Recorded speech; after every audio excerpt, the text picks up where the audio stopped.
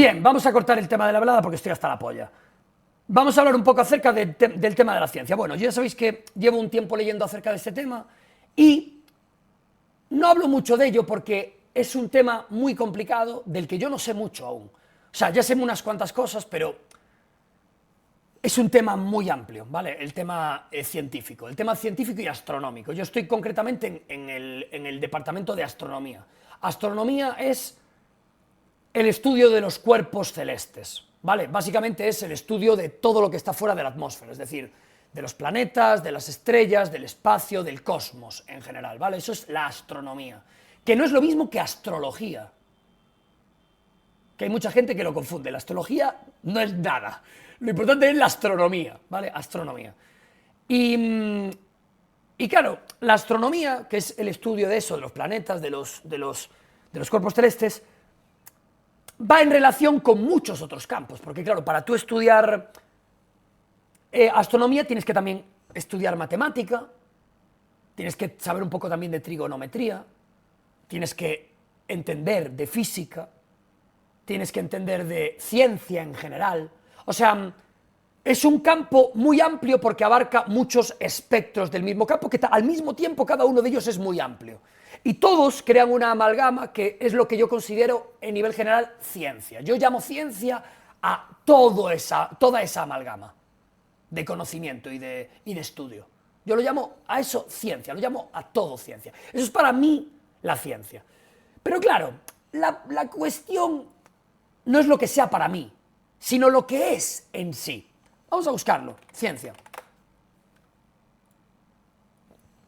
La definición de ciencia es conjunto de conocimientos obtenidos mediante la observación y el razonamiento, sistemáticamente estructurados y de los que se deducen principios y leyes generales con capacidad predictiva y comprobables experimentalmente. Claro, esta definición al mismo tiempo también es muy amplia, porque entonces, ¿qué es la ciencia? O mejor dicho, ¿cuándo empieza la ciencia? Empieza cuando está sistemáticamente estructurada y se deducen principios y leyes generales. Es exactamente ahí. ¿Se pueden considerar sistemáticamente estructurados y principios y leyes generales todo lo que hay antes de Cristo? Tales de Mileto, por ejemplo, en el siglo VI a.C., siglo V a.C., un poco más adelante, Aristóteles, siglo IV, Aristarco, Eratóstenes, Anaxímenes, Ptolomeo. Todo eso ya forma parte de la astronomía, de la matemática, de la ciencia. Para mí, sí, tras haber leído muchos artículos y haber leído la historia de la ciencia, sí, de la historia astronómica de la ciencia, sí. Para mí, sí, dentro de los pocos conocimientos que he adquirido en los últimos meses, y de todos los vídeos que he visto, artículos y del libro que estoy leyendo, de astrofísica. Obviamente yo soy una mente irrelevante, yo no tengo el poder con el que poder decir que sí y que no, pero sí puedo dar mi opinión es que sí. Vamos a preguntarle al ChatGPT, que se presupone que es el que más conocimientos tiene de todos. Chat AI. How can I help you today? ¿Quiénes son los precursores de la ciencia? La historia de la ciencia está marcada por numerosos precursores, cuyas contribuciones sentaron las bases para el desarrollo de diferentes campos científicos. Algunos de los precursores más destacados incluyen Aristóteles, siglo IV a.C., filósofo y científico griego cuyas ideas abarcaron campos como la física, la biología y la astronomía. Sus escritos sentaron las bases para el pensamiento científico en la antigüedad. Galileo Galilei, siglo XVI, astrónomo y físico italiano. Realizó observaciones astronómicas importantes con un telescopio y defendió la teoría heliocentista de Copérnico. Esto es absolutamente correcto. Es más, es tan correcto que yo ni siquiera pondría a Galileo por delante de Copérnico, habiendo leído la historia de los dos, que me la he leído en los últimos meses. Yo, para mí, dentro de lo que he estudiado y de lo que estoy leyendo, porque realmente no lo estoy estudiando, lo estoy leyendo por placer, para mí está Copérnico antes, en el siglo XV. Para mí, en el siglo XVI, porque esto ya sería XVII. 16-17, pues sería 50 años antes, o 70 años antes, con el Revolutionibus. El Revolutionibus es la obra magna de Copérnico, y la segunda parte más importante del Revolutionibus explicaba la teoría heliocentrista del universo. La teoría heliocentrista del universo lo que explica es por qué la Tierra está rotando en traslación alrededor del Sol y rotando alrededor de sí misma. Es una teoría en la que el Sol es el centro del universo conocido, que en ese caso, en el siglo XVI, era el sistema solar.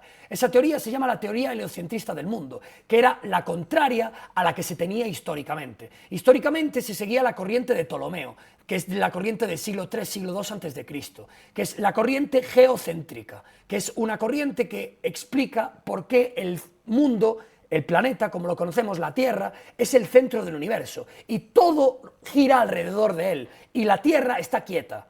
El que gira es el Sol y el resto de los planetas alrededor, y eso se llama la teoría geocentrista del universo.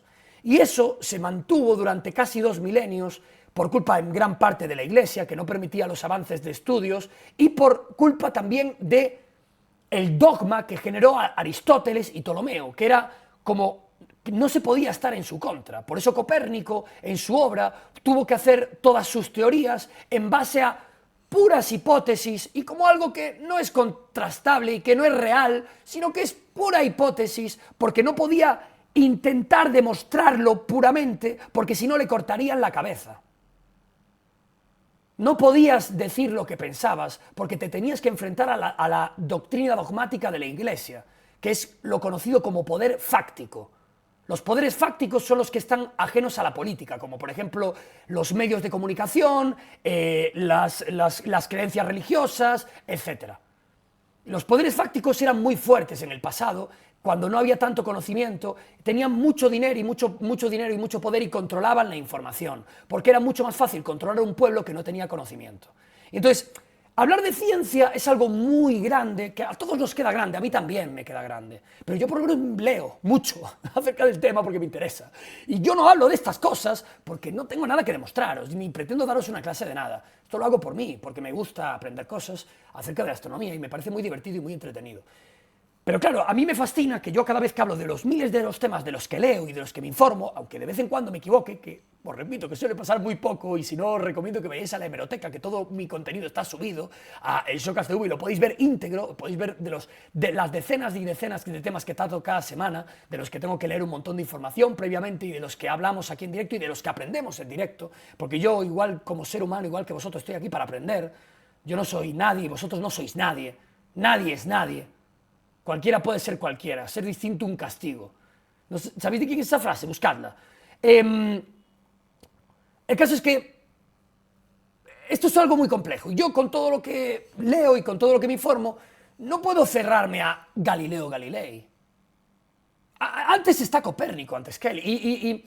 Y soy plenamente consciente del método científico. Por supuesto que sí, y de los avances que hizo con el telescopio a nivel observación, porque fue él. O sea, Galileo, para empezar, durante una época de su vida, fue cristalero. O sea, ese tío encontró un telescopio unos meses antes que acababa de ser creado, que era básicamente una hoja, un tubo de latón, con cristales dentro, eso era el telescopio, y él se convirtió en cristalero temporalmente y empezó a pulir lentes, porque el telescopio al principio no se utilizaba como herramienta de observación del espacio, sino que se utilizaba para estudiar a los rivales, para estudiarlos desde lejos, para poder divisar desde la proa de un barco, usándolos como de catalejo, para poder divisar enemigos desde lejos. O sea, el telescopio no se hizo puramente para ver las estrellas, ni mucho menos. El que utilizó el telescopio para la observación del cielo es Galileo. Y por eso hizo tantos avances. Y él durante mucho tiempo estuvo puliendo y aprendiendo a utilizarlo de la manera para él correcta, que era para la observación de los planetas y del comportamiento de los planetas y de las estrellas. Y él fue durante mucho tiempo cristalero a lo largo de su etapa, de su etapa no, porque toda su vida fue astrónomo y físico. Y él, por eso es uno de sus grandes avances, ¿no? Y además del método científico. Pero, claro, es que el método científico no es el principio de la ciencia, no debería serlo. El mismo ChatGPT está diciendo lo que estoy diciendo yo. Isaac Newton, también casi coetáneo de Galileo. Matemático y físico inglés, desarrolló las leyes de movimiento y la ley de gravitación universal, sentando las bases de la física clásica y contribuyendo significativamente al desarrollo de las matemáticas. Por supuesto, uno de los más importantes, Copérnico lo mismo, astrónomo polaco, cuya obra revolucionaria, mira, Revolutionibus, del que os hablaba, propuso un modelo heliocéntrico del sistema solar, lo que os comenté. Charles Darwin, biólogo inglés, que es del siglo XIX, biólogo inglés, formuló la teoría de la evolución mediante la selección natural, tal. Marie Curie, que es también siglo XIX, siglo XX, casi ya siglo XX también, Albert Einstein y muchos más antes de Aristóteles. Muchos más, es decir, considerar solamente precursor a todo lo que sucedió a partir del siglo XVI es tremendamente injusto, en mi opinión. Después de haber leído mucho y de haberme informado mucho y llevar varios meses leyendo cosas, creo que es tremendamente injusto y ya está, es lo que creo y ya está, el que le guste bien y el que no también, vamos, no tiene más, es mi forma de verlo. El caso, cuando yo hablé de este tema, lo que sucedió fue lo siguiente.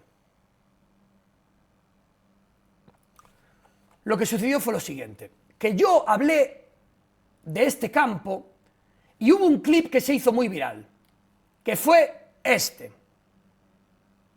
Momento que lo busco.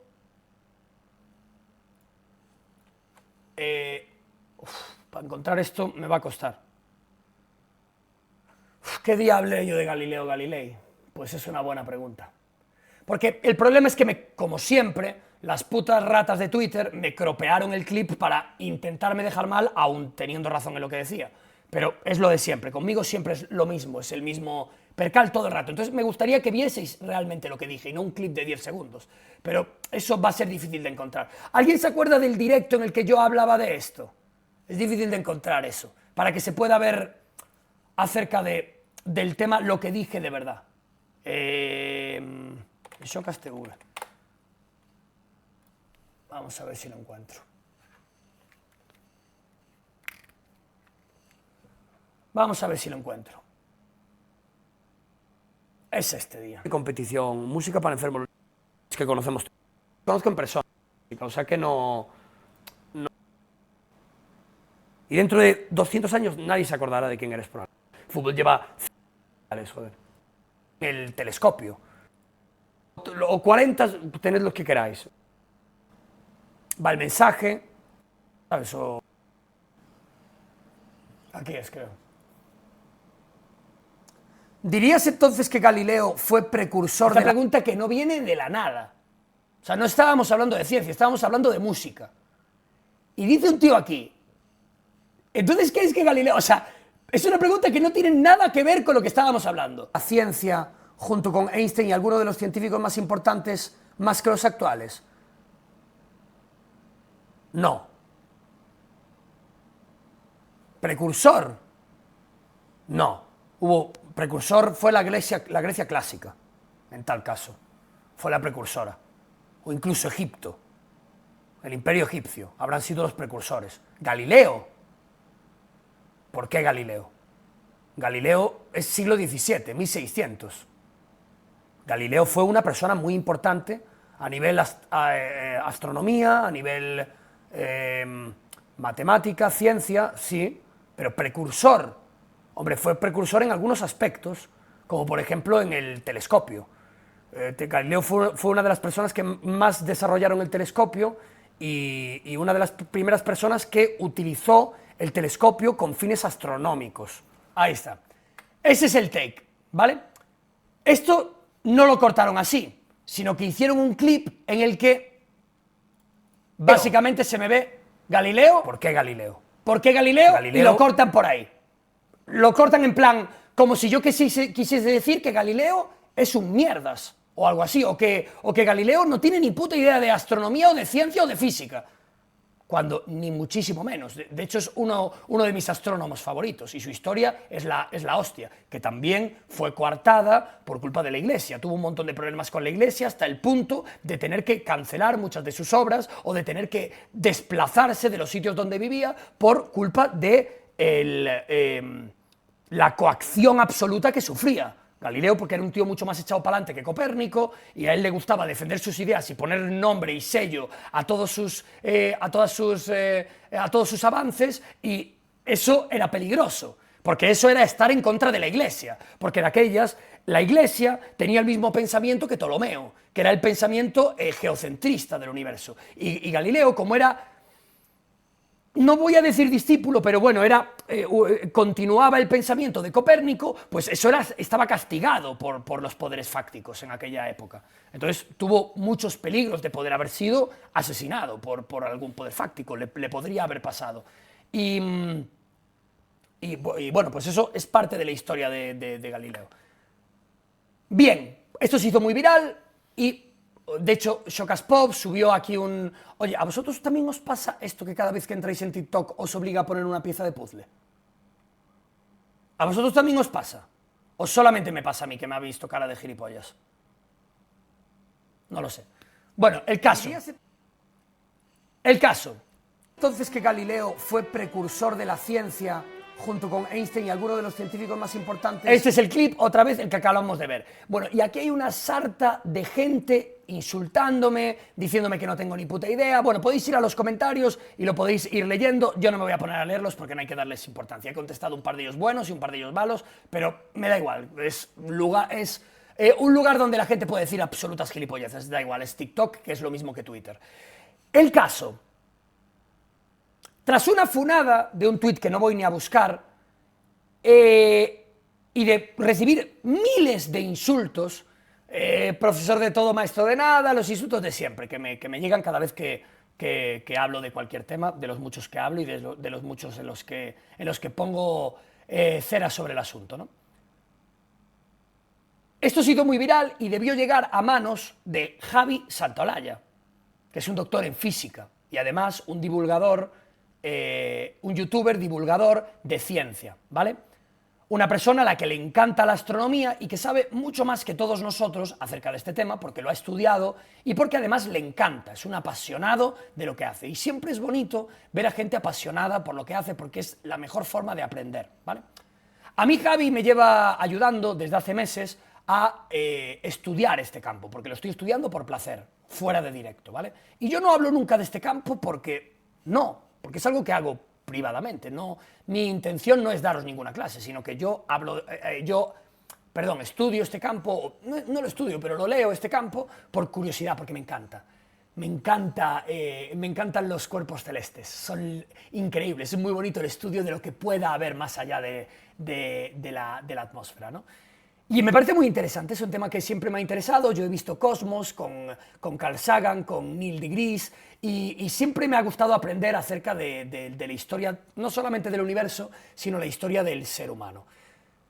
Y claro, esto le habrá llegado a Javi, que ha leído el mismo libro que estoy leyendo yo, que es La medida del universo, de Kitty Ferguson. Yo voy un poquito más adelante de la mitad. Es un libro muy denso de astrofísica, de la historia de la ciencia también, ¿no? Pero centrándose un poquito más en la astronomía y en la astrofísica. Y claro, es un libro un poco denso que explica la historia de Aristarco, explica la historia de Ptolomeo, explica la historia de Eratóstenes, explica la historia de Aristóteles, explica toda la historia de la ciencia del siglo IV a.C., 3 a.C., 2 a.C., y cómo evoluciona y cómo se para durante 1500, 1700 años hasta la llegada de Copérnico, que es el primero en hacer con el Revolutionibus la obra en la que desmentir el pensamiento geocentrista de Galileo, que os acabo de explicar, de Ptolomeo, que os acabo de explicar, y de también Aristóteles, que no fueron los primeros. No, el primer pensamiento heliocentrista del universo no fue de Copérnico, realmente fue, si mal no recuerdo, de Aristarco. Aristarco ya planteaba en su día, o era Eratóstenes, creo que fue Aristarco, él ya planteaba, siendo prácticamente coetáneo a Ptolomeo del siglo II a.C., él ya planteaba que los seres humanos somos ególatras y que pensamos que todo gira alrededor nuestro. Y entonces que la teoría geocentrista del universo no tiene por qué ser cierta. porque por los estudios de aquellas no había telescopios y el estudio era mucho más rudimentario, del estudio de observación del universo, pero que ya se podía intuir que no tenía por qué ser la Tierra el centro del universo, que perfectamente podríamos estar dando vueltas alrededor del Sol. Esos planteamientos ya los hubo antes de Cristo. ¿Cómo no va a haber ciencia antes de Cristo? ¿Cómo no va a haber ciencia? Es que me parece una barrabasada histórica decir que no hay ciencia. Es una barbaridad. Entonces, ¿qué consideras que hacía esa gente? ¿Fumar porros y hablar de tonterías? Eso no es ciencia. No sé, a mí me parece una barbaridad no considerar eso ciencia. Ciencia, puedes considerarlo astronómica, matemática, o sea, Tales de Mileto no forma parte de eso. Pitágoras, en el siglo V a.C., no es parte de la ciencia, con sus teorías matemáticas. No sé, es que, no sé. O Egipto, de lo cual tenemos muy poca información, pero también, cómo se hicieron las pirámides. Vinieron los Anunnakis a construir las pirámides. Solo porque no hayan quedado las barcas o los sistemas con los que lo hayan hecho, ya no se considera que haya habido nada. No, fue por arte de magia. Yo no sé, vinieron de Marte. Bueno, de Marte no creo porque tenemos observaciones y de Marte no debían ser, pero, joder, a lo mejor de fuera de la Vía Láctea. Vinieron y hicieron, o en la propia Vía Láctea, que si ni siquiera la conocemos bien. O sea, no sé. El caso, bueno, que se lió mucho, ¿vale? Y Javi, no contento con contestarme, nos ha hecho un favor a todos, que es hacer un vídeo de 50 minutos haciendo. Yo no lo he visto el vídeo, nada del vídeo, obviamente lo quiero ver aquí con vosotros. Me imagino que por los conocimientos que tiene me dará la razón, pero no lo sé. Dudo mucho estar equivocado, a no ser que Kitty Ferguson nos haya engañado a todos, joder. O el chat GPT o todo el mundo, joder. Yo estoy bastante seguro de lo que estoy diciendo, pero bueno, no lo sé. Vamos a ver si nos da la razón o no, y vamos a también aprender lo que nos tenga que decir, que es lo bonito, acerca de la historia de la ciencia, que es un campo pues que me fascina, la verdad, y un campo en el que me lo paso muy, muy bien. Así que vamos directamente con Date un blog y veamos el por qué Galileo. Esto está completo de visto, pero no lo he visto, os lo prometo que no lo he visto. Solamente fue porque cuando me lo pasaron se te considera el vídeo visto, etcétera, pero no lo he visto, os lo prometo. Lo vamos a descubrir todo hoy. Vamos allá. El otro día pasó esto. Ahí está. No, os prometo que no lo he visto, os lo juro, es que quita la magia, joder, si lo veo. O sea, lo que mola es verlo ahora. Si no, ya sabéis que yo siempre veo los vídeos aquí en directo con vosotros. No tendría sentido hacerlo de otra forma. Vamos a verlo. Vamos allá. El otro día pasó esto. ¿Dirías entonces que Galileo fue precursor de la ciencia junto con Einstein y algunos de los científicos más importantes, más que los actuales? No. ¿Precursor? No. Precursor fue la Grecia clásica, en tal caso. Fue la precursora. O incluso Egipto, el imperio egipcio. Habrán sido los precursores. ¿Galileo? ¿Por qué Galileo? Y la respuesta de la gente fue inmediata. Estos son los comentarios que recibo todos los días, cada vez que hablo de cualquier tema. Estoy muy orgulloso, la verdad. Estoy muy orgulloso de que cada vez que hablo de cualquier tema, hasta en este caso, en el que toda esta gente, toda esta panda, están equivocados, me fascina que esta siempre sea la respuesta. Siempre. O sea, esta gente no se ha leído un libro de astrofísica o ha leído artículos de astronomía en su puta vida. Pero aquí están. Cuñado, el todólogo, el no sé qué, siempre son los mismos, de verdad, es fascinante, la verdad.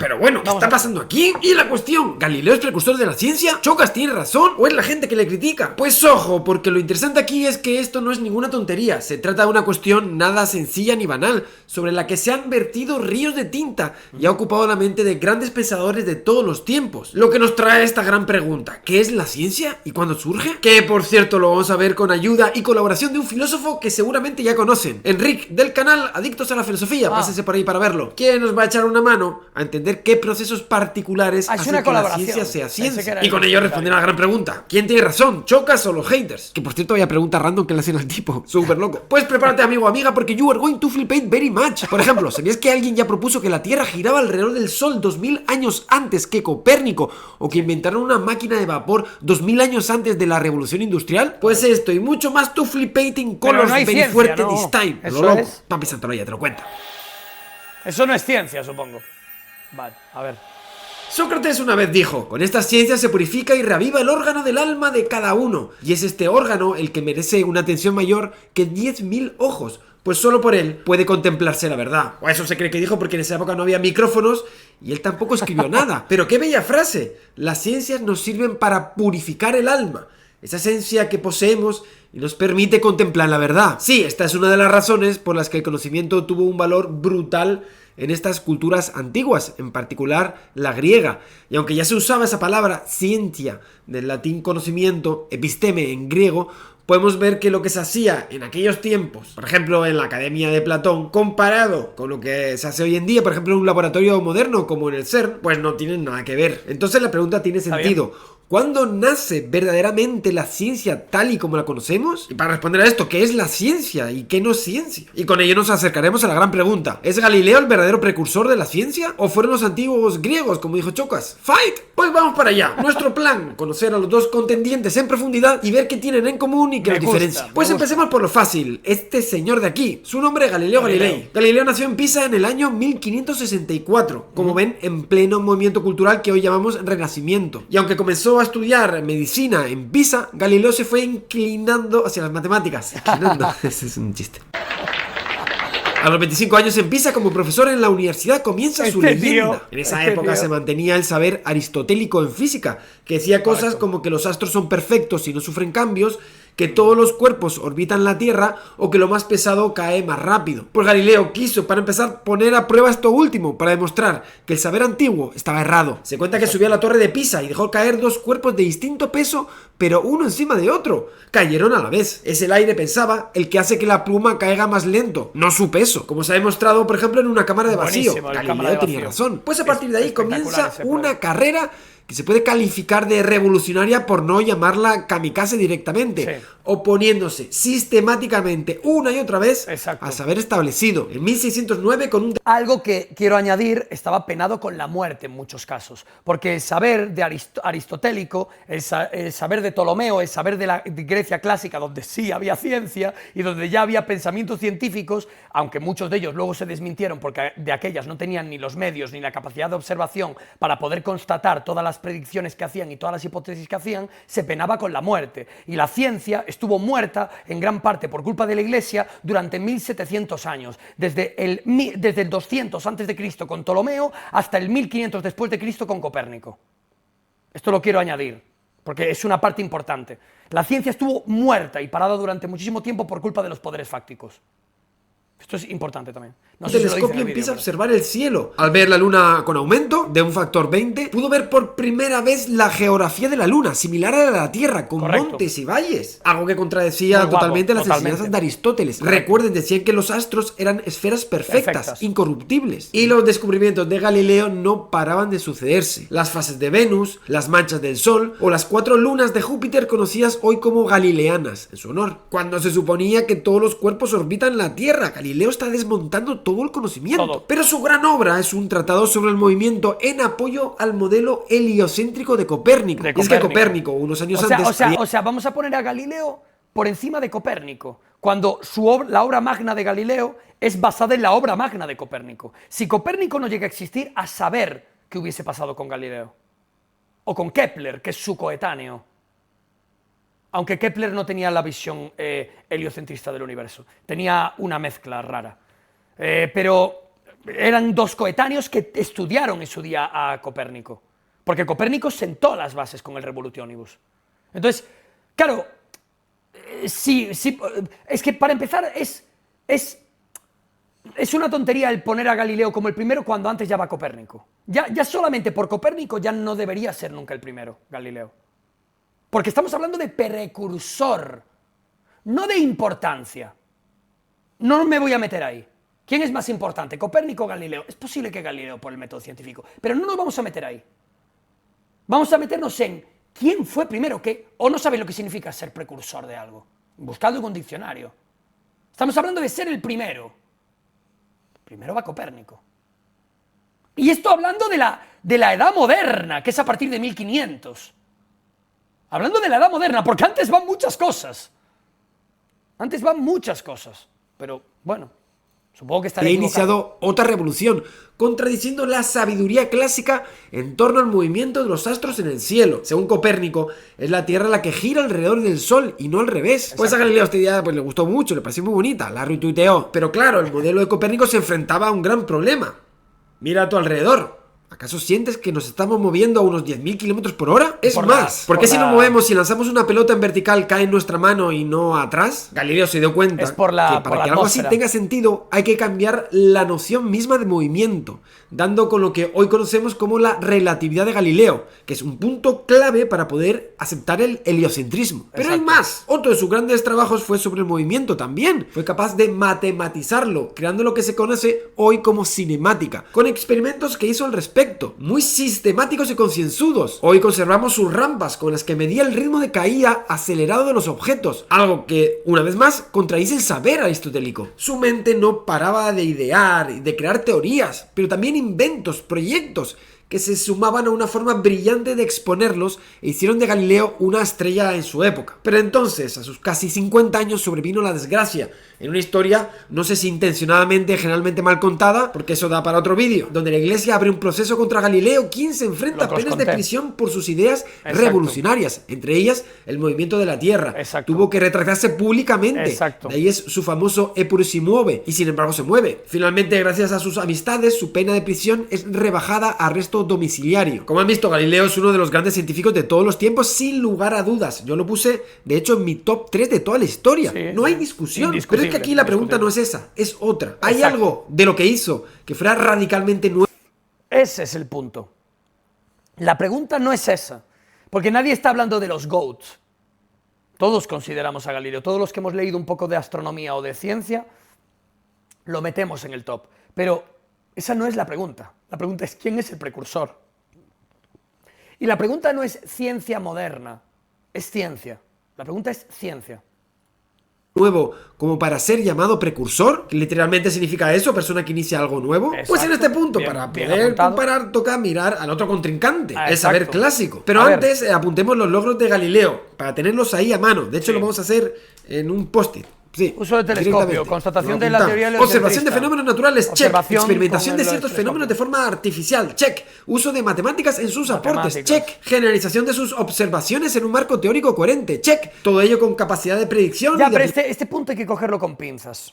Generalización de sus observaciones en un marco teórico coherente. Ya, pero es que un marco teórico coherente solo lo puedes tener con los recursos que tenía Galileo. Es que tener un marco teórico coherente en el siglo III a.C. es mucho más complicado. Entonces, este punto hay que cogerlo con pinzas. O sea, sí es cierto, pero claro, es que antes no había los recursos como para hacerlo. Porque esto se fue evolucionando. Es decir, Galileo tenía un punto de partida muy superior al que tenía Aristóteles. Y eso no es justo. Claro, teniendo la obra magna de la astronomía, es mucho más fácil avanzar. ¿Entendéis lo que os quiero decir? ¿Quién sabe a lo que podría haber llegado Aristóteles si llega a tener el Revolutionibus? Es que este punto no es del todo... Es cierto lo que dice, pero no es del todo justo. Porque, claro, es que... ¿Qué pensamientos hubiese tenido Newton, o hubiese tenido Einstein, o hubiese tenido Hawking si no hubiese habido todo lo previo? Ellos están construyendo la cúspide de la pirámide porque hay una base de la pirámide. Sin base no hay cúspide. ¿Se entiende lo que estoy queriendo decir? O sea que sí, estoy de acuerdo, pero claro, es que es como comparar a Maradona o a Messi. Bueno, es una comparación un poco estúpida, pero no puedes compararlos temporalmente porque son momentos distintos. Maradona se pegaba contra gente que le metía los tacos contra las piernas. Y qué peña que era, trabajaba en lavanderías y plantadores de gente agricultora que plantaba hortalizas. Gente muy dura y muy brusca. Mucho más dura que otros de la actualidad. Y hoy en día está todo mucho más avanzado. Es otro contexto. Entonces, también hay que analizar a Ptolomeo en su época, a Aristarco en su época, a Eratóstenes en su época. Entonces, o sea, sí entiendo el punto, pero es un punto que hay que cogerlo con pinzas. Todo ello con la capacidad de predicción y aplicación práctica. Aplicación práctica, check, que no es poco. Pues eso, con esto vayamos al pasado para comparar. Es que Galileo es un hombre del siglo XVI, no lo olvidemos. Claro. Y desde los albores de la civilización hasta su tiempo han pasado unos 7000 años. ¿Qué podemos encontrar 17. en ese lapso tan grande de tiempo? Bueno, pues esta es mi propuesta, arrastremos la historia de la humanidad buscando esos momentos de brillantez mental que aportaron positivamente al conocimiento humano para ver qué encontramos, si estos signos u otros, y con ello quizás dar una definición de ciencia, entender cuándo nació, ver qué hizo Galileo que suponga verdaderamente una novedad. Pues comencemos nuestra búsqueda en las dos regiones donde se inició lo que conocemos como civilización. Ese espacio que se conoce hoy como Media Luna Fértil o Próximo Oriente Antiguo, que incluye la región entre los ríos Tigris y Éufrates, que hoy denominamos Mesopotamia, literalmente entre ríos, y la zona del delta del Nilo y sus márgenes río arriba, que dio origen a la civilización egipcia. Y recorremos toda su historia, la de Mesopotamia, desde el periodo Obeid, donde los historiadores marcan el nacimiento de la civilización sumeria. No sé si lo dirá aquí, pero es miles de años antes de Cristo. Esto es mucho anterior a la Grecia antigua. La Grecia antigua es con Tales de Mileto, es con Pitágoras, es con toda esta gente que es el siglo VI antes de Cristo, siglo V antes de Cristo. Esto es más anterior a la China antigua, que es en el, si no me equivoco, en el 1100, 1200 antes de Cristo. Pues esto es anterior. Esto es del 2500, 3000, 3500, 4000. Mesopotamia, es el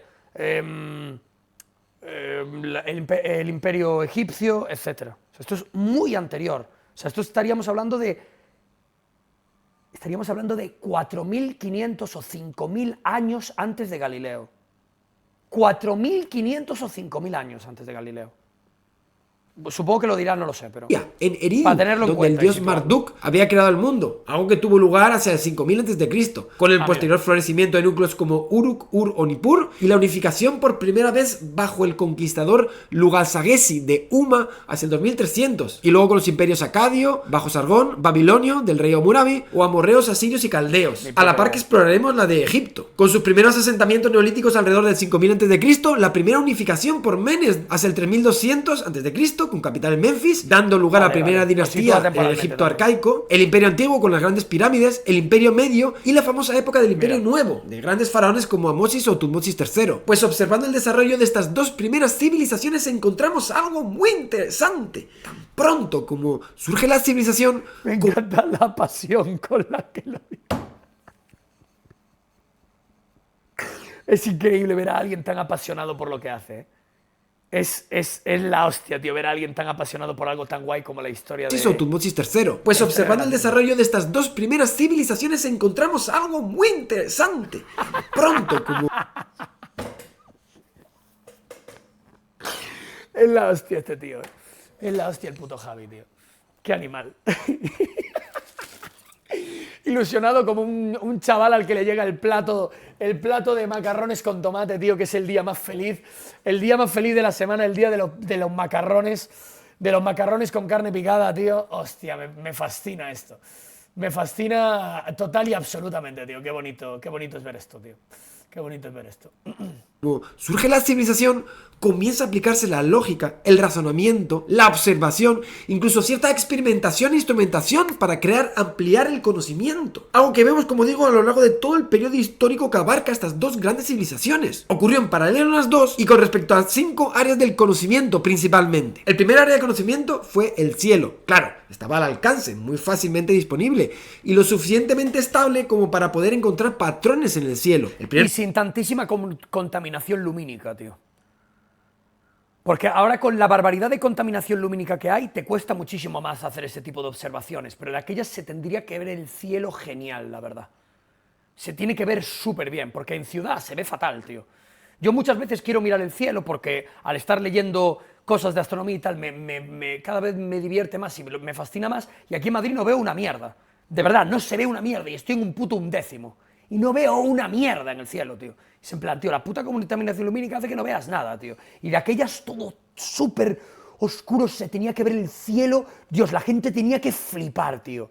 Tenía que flipar en colores, tío, con con la iluminación de las estrellas, tío. Es, ¡buah! Bestial, colega. El patrón que observaron fue el más importante. Hay una relación entre las estrellas que vemos en el cielo y ciertos procesos climáticos en la Tierra. Hablo de procesos nada banales, tan importantes como las crecidas de los ríos o las temporadas de lluvia, que tienen un alto impacto en la supervivencia de una comunidad. Tú igual no lo sabes porque ya no se ven las estrellas, pero son diferentes en distintas épocas del año. En el verano o en invierno el cielo cambia mucho, así que el cielo funciona como un calendario. Por ejemplo, los egipcios observaron que la crecida del Nilo, que al volver a su cauce deja un rastro de limo que vuelve la tierra muy fértil, ideal para sembrar, ocurría cada año poco después de la salida heliacal de la estrella que llamamos Sirio. Así que Sirio marcaba su calendario, sus temporadas, su trabajo. De ahí que desde tiempo muy antiguo todas las civilizaciones se interesaran en mayor o menor medida por la astronomía. La primera civilización, Sumer, llegó a establecer 12 constelaciones. Tenemos un documento, Mulapin, del segundo milenio antes de Cristo. Es más, llevaban un calendario de observaciones desde el año 3200 antes de Cristo. ¡Wow! Esto literalmente en los albores de la civilización, en la época de las dinastías de Uruk y Ur y los legendarios reinados como el de Gilgamesh. Se trata de los llamados diarios de observaciones y lo hicieron durante 3 milenios, que conservamos desde el siglo 7 a.C. Pero es más, es que crearon instrumentos científicos con ese objetivo, como el gnomon, el cuadrante o la clepsidra, un reloj de agua. Todos fueron inventados en Mesopotamia, con lo que fueron capaces de hacer cosas tan locas como descubrir los equinoccios o la eclíptica, el plano de giro de los planetas en el sistema solar. Es muy loco, de hecho te reto a que lo hagas tú con la tecnología de la época. Pero aún es más, esta actividad es tan universal y propia del ser humano, mirar el cielo y observarlo, claro, que si tiramos atrás en el tiempo encontramos astrónomos primitivos como los que hicieron en Stonehenge en Inglaterra, con una marcada orientación celeste, o grabaciones en piedra en el megalítico, de la Osa Mayor o las Pléyades, o más loco aún, Tiene una ¡Hostias! Yo esto no lo Inglaterra, sabía. con una marcada orientación celeste, o ¡Oh! Tiene una marca de orientación celeste. Es en función de los cuerpos celestes del cielo.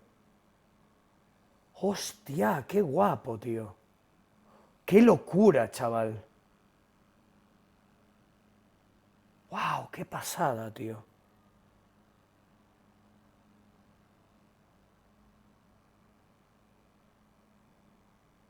¡Qué pasada, tío! Bestial esto, ¿eh? o grabaciones en piedra en el megalítico, de la Osa Mayor o las Pléyades, o más loco aún, en lo que se conoce como la placa de Blanchard, encontrada en Francia y data de unos 25.000 años. Se trata de un hueso del ala de un águila, con perforaciones hechas por el ser humano con intencionalidad. Lo que no sabemos es para qué, pero hay una sólida hipótesis que apunta a que se trata de un calendario lunar, marcando 2 ciclos lunares completos. Pero esto no es todo, mira este hueso de aquí, es la placa de Tai encontrada en una cueva en Francia. Un hueso de 9 centímetros con 1000 muescas, organizadas en grupos. ¿Y qué representa? De nuevo no sabemos, pero parece que podría tratarse de marcas de días a lo largo de diferentes años. Sería el primer calendario solar con más de 10.000 años de antigüedad. Como ven, es algo universal, pero también global. Lo observamos en la astronomía maya, en la egipcia, esa necesidad de leer el cielo. En China descubrieron la duración del año y el mes en el año 1400 a.C. Los zapotecas tenían calendario de 365 días y un ciclo de 52 años. Los mayas tenían varios calendarios. El Tolkien de 260 días para los augurios y el de 365 días divididos en 18 meses de 20 días, que era considerado el mal augurio. La segunda actividad que se practica desde los comienzos de los tiempos son las matemáticas. Hoy se cree que se crearon para inventariar, para administrar posesiones en los primeros núcleos urbanos. Contar, vamos, ganado, alimentos o veces que te han roto el corazón, mi bebé. Se hacía con piedras, de ahí el nombre de cálculo, del latín calculus, piedra. Y tenemos registro de esta actividad desde antes de 3000 a.C. Y no solo eso, es que ya hacían operaciones matemáticas más avanzadas. Las tablillas de Senkere en Babilonia, datadas del 2300 al 1600 a.C., contienen cuadrados del 1 al 60 y cubos hasta el 32. Tú la operación ahí, 32 al cubo, listillo. A ver si lo consigues. Pues ellos ya lo hacían, sin calculadora. De hecho, las matemáticas babilonias estaban tan bien establecidas dentro de sus niveles de conocimiento que hoy siguen entre nosotros, están aquí, a tu lado. ¿No te has preguntado alguna vez qué raro que contemos 60 minutos y no 100 minutos? ¿O los grados? ¿360? ¿Qué número tan raro? Bueno, pues la explicación es que es un legado de las matemáticas babilonias. Usaban un sistema sexagesimal de base 60. Agrupaban los números así, 1, 10, 60, 600, 3600, para facilitar cuentas. Y así nos ha llegado. También inventaron los problemas, esos que te hacen en clase que te mortifican. De hecho, mira esta tablilla babilónica, qué pesadilla. Encontré una piedra, pero no la pesé. Después pesé 6 veces su peso. Añadí 2 yin y añadí un tercio del séptimo multiplicado por 24. Lo pesé. El resultado era 60 yin. ¿Cuál era el peso original de la piedra? ¡Ah! Recuerdos del Vietnam. Pero venga, sí, ¿cuánto da? Atrévete. No, eso es duro, ¿eh? Pues esto ya se hacía en el 1700 antes de Cristo. Esta gente planteaba problemas, pero es que también las resolvían. Sí, hay tablillas donde resolvieron ecuaciones cuadráticas o en papiros también, como el de Rin, con métodos algebraicos primitivos. Otra cosa impresionante es lo que hicieron en geometría, que literalmente significa medir la tierra.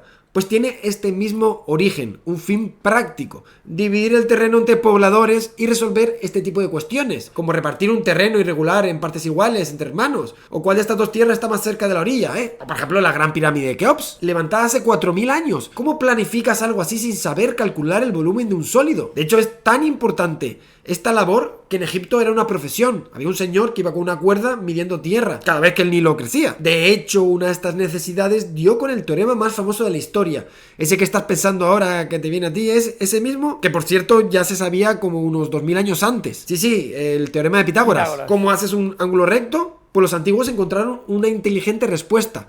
Usas un triángulo rectángulo, como el de Pitágoras. Si 3 al cuadrado y 4 al cuadrado son 5 al cuadrado, si tengo un lado de 3 y otro de 4, sé que esto es un ángulo recto. Por eso 3, 4 y 5 forman una terna pitagórica. Pues esto ya lo sabían muy bien los babilonios en 1800 a.C. De hecho, de nuevo, una tablilla conocida como Plinton 322, con ejemplos del... Esto, o sea, ¿de verdad no vamos a considerar todo esto parte de la ciencia? De verdad, o sea, es que me parece una burrada no considerarlo. Me parece una burrada, tío. Me parece una burrada. O sea, tienes que ser una persona muy ignorante, entonces. De verdad. No quiero insultar, pero es que tienes que ser muy ignorante, simplemente. O sea, no sé, tío. O sea, si prefieres pensar que todo empezó en 1600, pues bueno. Pero, de verdad... El teorema de Pitágoras. De hecho, 1679, 2400 y 2929 están en esa tablilla. Son una terna pitagórica, ¿lo sabías? Pues ellos sí. O el número pi. De nuevo los babilonios dividieron el círculo en 360 grados y llegaron a estimar la razón de su longitud con su diámetro, lo que conocemos como pi, y les dio algo próximo a 3. Los egipcios 3,1604. De hecho, los antiguos eran tan buenos midiendo que más adelante Alejandro Magno se llevó consigo agrimensores en sus grandes conquistas por Asia para trazar mapas y ver la distribución de las tierras.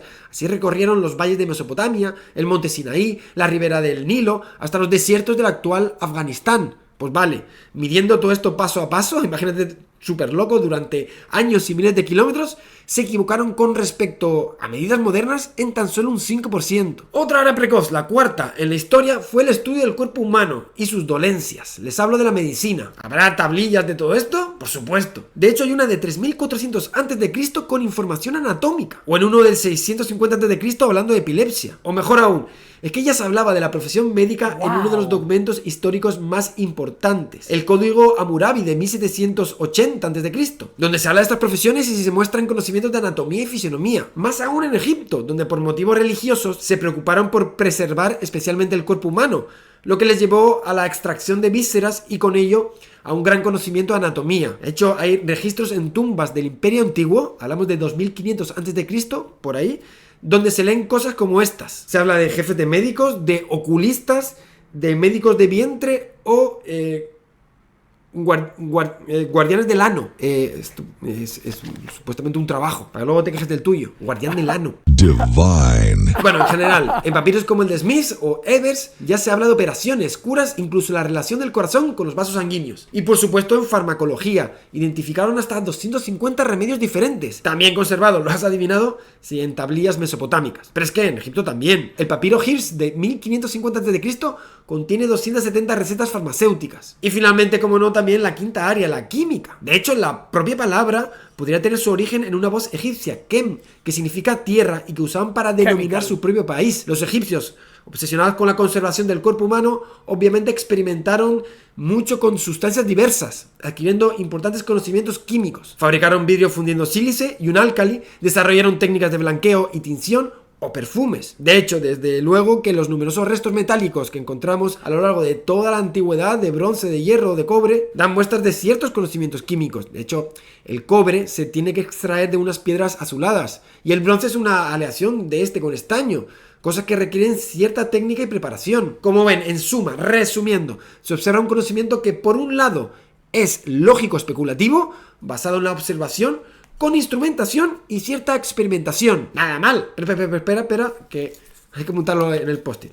Mesopotamia y Egipto. Tenemos cierto grado de generalización, check. Observación con instrumentación, check. Aplicación técnica, check. Y seguimos buscando, porque todo esto ha sido solo en los albores de los tiempos. Exacto. Hablamos antes de los siglos de oro de la cultura clásica. Es entonces cuando llega una civilización de la que nosotros somos herederos y ante la que no podemos sentir sino la más profunda admiración. Amigos y amigas, toca dar un paso adelante para hablar de los grandes logros de esos pueblos de origen indoeuropeo que llamamos dorios, jonios, eolios o aqueos, que conjuntamente conocemos como la Élide o más comúnmente la Grecia clásica. Pues durante esta era, que va aproximadamente desde el siglo 6 a.C. hasta el 1 a.C., se produce una verdadera revolución. Es en algunos aspectos una revolución muy sutil, pero sus ecos se sienten hoy mismo. De hecho, lo cuento de largo en este vídeo que te dejo por aquí. Pero en resumen, se crea conciencia de que el universo es cognoscible y sigue ciertas reglas que se pueden asimilar. Así ya no se acude a la intervención de un dios vengativo para entender, por ejemplo, un eclipse,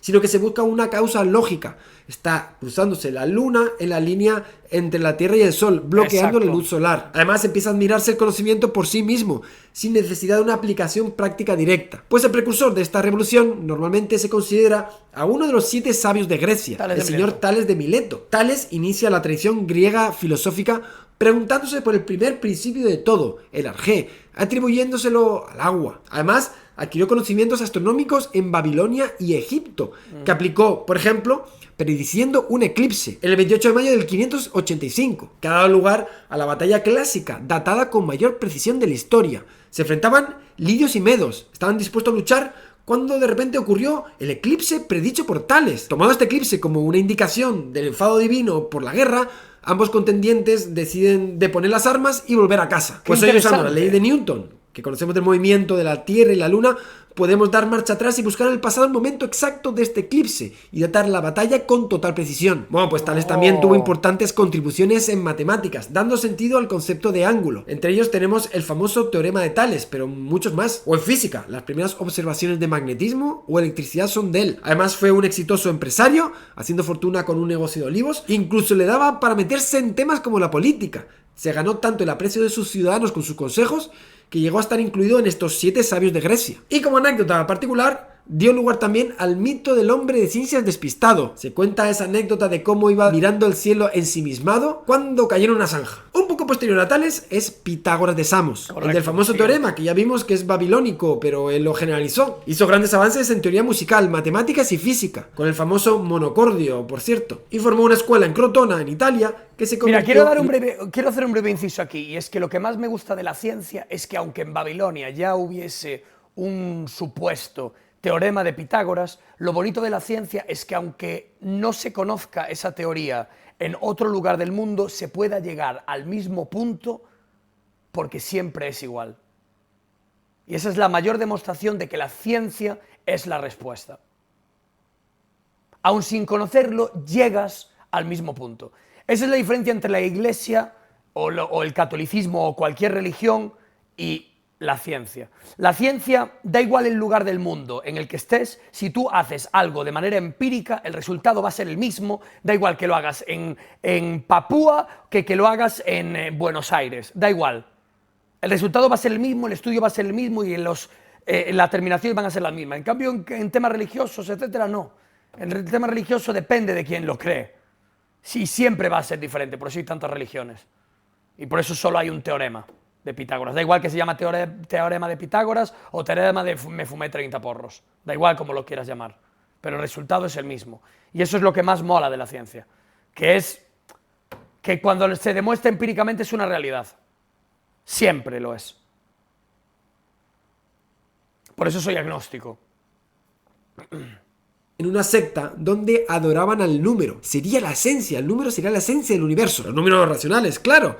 De hecho, se cuenta que un alumno y paso de Metaponto, pitagórico, dio con un nuevo tipo de número, como el que surge de un triángulo de catetos de longitud 1. La diagonal, como sabes, del teorema de Pitágoras es raíz de 2. Pues este raíz de 2 no puede ponerse como relación de enteros, no es una fracción. De hecho, demostró que era irracional, un nuevo tipo de número, algo que iba totalmente en contra con las ideas de esta secta pitagórica, que pensaba que todo eran proporciones. Raíz de 2 no es una proporción. Vale, pues tanto molestaba esto en su secta que cuando lo contó, se dice que lo arrojaron al mar donde se ahogó. Además, estos pitagóricos, como curiosidad, adoraban a Pitágoras como un dios. Decían que era hijo de Apolo, que caminaba por los aires, que tenía un muslo de oro o que resucitaba. Vainas muy locas. Vale, pues esto es solo un poquito, un pedacito de todo el saber que se acumuló en esta época. Es que tenemos mucho más. En especulación filosófica tenemos a Demócrito, que propuso la existencia de átomos, Anaximandro, que habló de evolución de las especies, y Anaxímenes del multiverso, o Genófanes, que observó conchas en montañas proponiendo que la corteza no es estática sino que evoluciona, como es, ideas muy modernas. Y genial todo esto por ahora, esta Grecia clásica. Pero hay más, porque es que se ve un verdadero salto en los conceptos y en la forma en que se trata la ciencia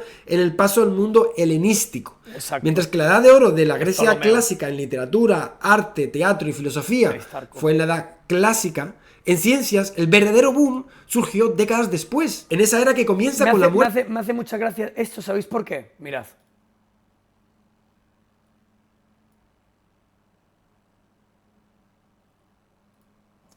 ¿Dirías entonces que Galileo fue... Dice Pichibiri 3. La Grecia helenística, buen concepto, y pone una cara riéndose. La España hispana, la Francia gala, la Alemania germana. Son todos los comentarios así. Son todos los comentarios así, tío. Por algo Galileo es el padre de la física. ¿Cómo Galileo no va a ser precursor? Yo, de verdad, es que... Con esto tengo que convivir todos los días. Y estos tíos son los que me dicen, profesor de todo, maestro de nada, maestro Liende, no sé qué. Es increíble convivir con gente tan ignorante, la verdad. Pues en la edad clásica, en ciencias, el verdadero boom surgió décadas después, en esa era que comienza con la muerte de Alejandro Magno y la división del territorio conquistado a sus más fieles generales. Se llama colectivamente a este periodo helenístico. Pues bien, uno de sus generales, Ptolomeo, que además era amigo de la infancia, se quedaría con Egipto, donde iniciaría una larga dinastía que dotaría la región de gran esplendor. Tanto sería así que su región eclipsaría la misma Atenas primero y Roma después. Sería la ciudad fundada por Alejandro Magno unos años antes de morir, que se conocía en su honor como Alejandría y que mantendría un espíritu y una cultura griega ahí estando en propio Egipto. Que es donde se quemó la biblioteca, si no me equivoco. En Alejandría había una biblioteca llena de libros de conocimiento acerca del campo astronómico, físico, etc. Y hubo un incendio bestial que quemó una barbaridad de conocimiento. Una cantidad de conocimiento inhumana que demostraría de nuevo lo que estoy diciendo acerca de la ciencia y defendiendo acerca de la ciencia y que se perdió en aquella época, en el siglo 3 a.C., 2 a.C., 1 a.C., que es la época helenística de la que tantas veces os he hablado a lo largo de la última semana con toda la movida de Galileo. Pues allí hubo un incendio de mil pares de cojones por la conquista de Alejandro Magno, que era en el norte de Egipto, efectivamente. Y se quemó, todo eso se quemó. Entonces hay muchos conocimientos que no tenemos acerca de todo lo que se había avanzado. Fue un incendio bestial. Y, bueno, pues por desgracia hay muchas cosas que ya no vamos a saber nunca. Nunca las vamos a saber. Una pena. Años antes de morir, que se conocía en su honor como Alejandría y que mantendría un espíritu y una cultura griega ahí estando en propio Egipto. Pues Ptolomeo, con su gran pensamiento, engrandecería Alejandría creando un museo, literal dedicado a las musas, y una biblioteca. Sería la famosa Biblioteca de Alejandría. Exacto. Un faro para los siglos siguientes que iluminarían varias generaciones revolucionarias con logros que hoy, más de 2 años después, todavía nos resultan fascinantes. Correcto. Y es que de la fusión de la nueva mentalidad griega basada en el logos, la razón, con la tecnología más avanzada del mundo egipcio antiguo, pues todo esto, esta fusión, saldría una era de grandes logros. Prepárense, porque lo que van a ver es tremendo. Empecemos con las matemáticas. Les presento... Para que os deis cuenta, fijaos lo poquito que habló de todo el tema de Galileo y lo largo que es el tema antiguo. Es que el tema antiguo es increíblemente entretenido y divertido. Es increíble. Y no llamarlo ciencia es una barbaridad. No considerar eso ciencia es una barbaridad. No considerarlos los precursores es una barbaridad. Absoluta. absoluta barbarie. Este es el punto. Mirad todo lo que llevamos hablado y aún queda mucho.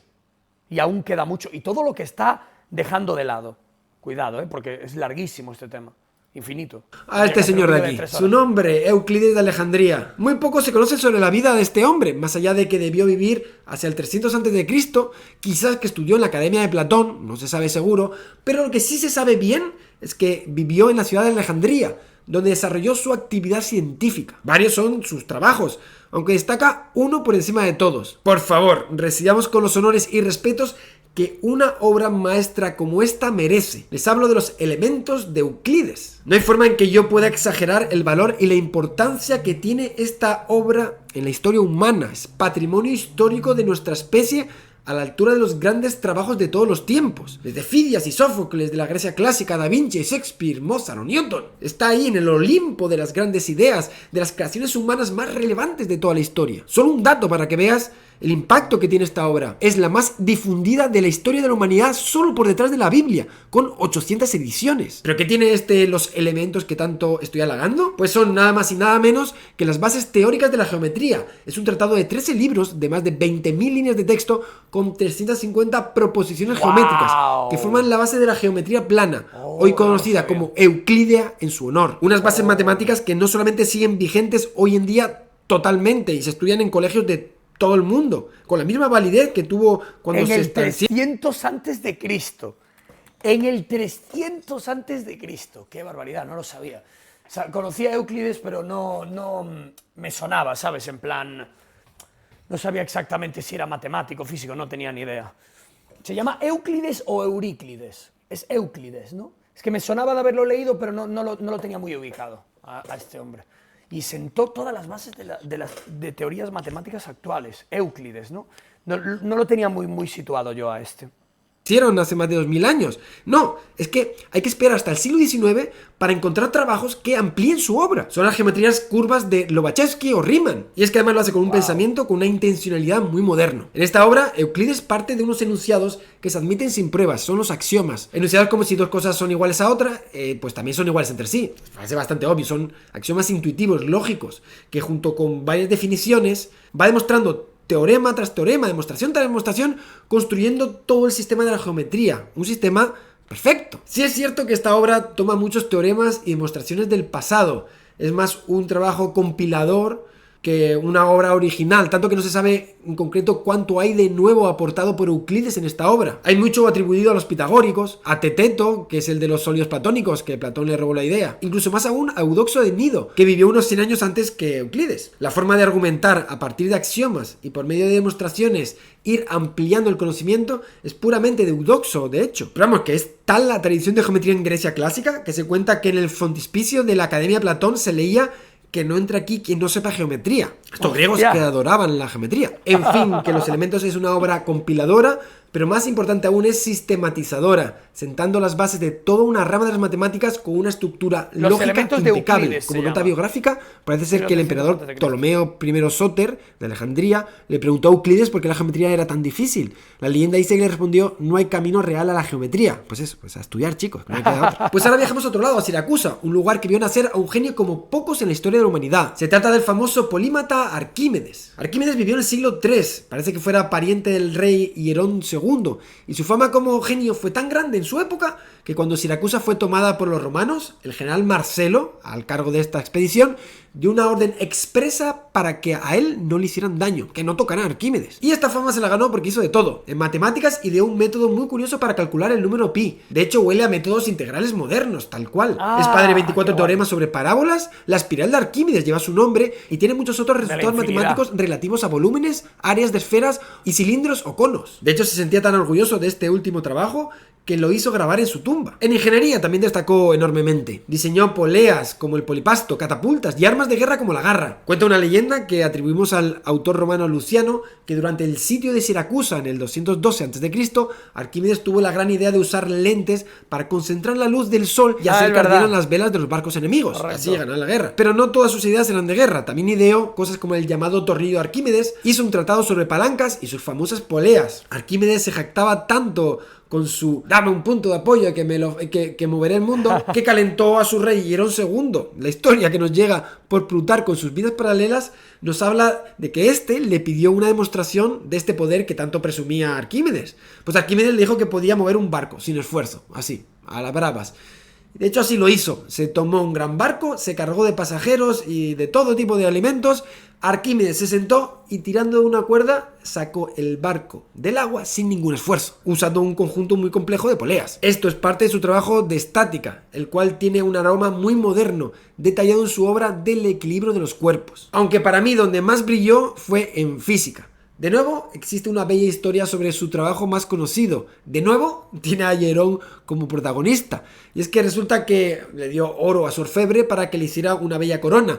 Pero por lo que sea, Hierón desconfiaba de él. Pensaba que le había mezclado metales en la corona para estafarle. ¿Cómo podía estar seguro de ello? Pues acudió a Arquímedes pidiéndole ayuda. Y la leyenda nos llega así. Un día mientras tomaba un baño, ¡ajá! ¡Eureka! Al sumergir un cuerpo en un fluido se desaloja un volumen de líquido igual al volumen del cuerpo sumergido. Se cuenta que de tan feliz que se puso con esta idea salió corriendo desnudo por las calles de Siracusa. Lo que hizo el sabio de Arquímedes fue calcular por un lado el peso de la corona, por otro su volumen, usando este principio de hidrostática que descubrió. Y con ello sí tenía... ¡Qué listo, eh! ¡Qué listo! Está muy bien visto eso, ¿eh? Qué listo, no lo sabía esto. Qué interesante. Es una muy buena forma de calcular el volumen. Qué hijo de puta. Qué bien visto. Hostia, qué cabrón. Qué bien visto. Su densidad. La densidad del oro es una cantidad Literalmente determinada. eureka, ¿eh? Si la densidad de la corona Wow. era otra que Qué listo, esta, cabrón. la del oro, pues la habían engañado. Como parece que cuenta la leyenda que así sucedió. En realidad sus trabajos de hidrostática van más allá de esta mera anécdota, están más completos. En su obra de los cuerpos flotantes presenta estos resultados. Una obra de estilo hipotético deductivo típico de la ciencia y con sentido aplicado hacia el desarrollo de los barcos y matematizado. De hecho tiene una estructura lógica inspirada en los elementos de Euclides que recuerda demasiado a la ciencia moderna. Se cuenta también como anécdota que cuando se completó la conquista de Siracusa, un soldado romano se encontró al ya anciano Arquímedes.